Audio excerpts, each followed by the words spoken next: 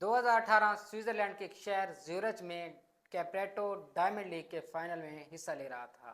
3000 metre की ये race जिसके अंदर बहुत सारी रुकावटें होती हैं। रेस के शुरू होते ही थोड़ी देर के बाद कैप्रेटो के पांव से एक जूता निकल जाता है, लेकिन कैप्रेटो ने जूते की फिक्र नहीं की। उसने अपनी हिम्मत, मेहनत और हौसले पर फोकस किया। उसका जहन, उसकी पूरी जिंदगी, उसके बचपन की सख्तियां, सब कुछ उस लम्हे जीत पर मरकूज था। उस रेस में शरीक बाकी रेसर सब खुश होने लगे क्योंकि उनको पता था कि कैप्रेटो उनसे तेज दौड़ता है। तमाशाई सोचने लगे कि शायद वो हार जाए, लेकिन वो ये नहीं जानते थे कि उसके ज्यादातर साल कीनिया की सरजमीन पर नंगे पांव दौड़ते हुए गुजरे थे और आखिरकार कैप्रेटो ने रेस जीत ली। इस रेस से हमें ये सबक मिलता है, जो लोग हिम्मत नहीं हारते, वो मुसलसल मेहनत करते रहते हैं, वो किसी न किसी दिन कामयाब जरूर हो जाते हैं। याद रखो, कामयाबी उनके कदम चूमती है जो मुसलसल मेहनत करते हैं, अपने हौसलों को बुलंद रखते हैं और कभी भी हिम्मत नहीं हारते।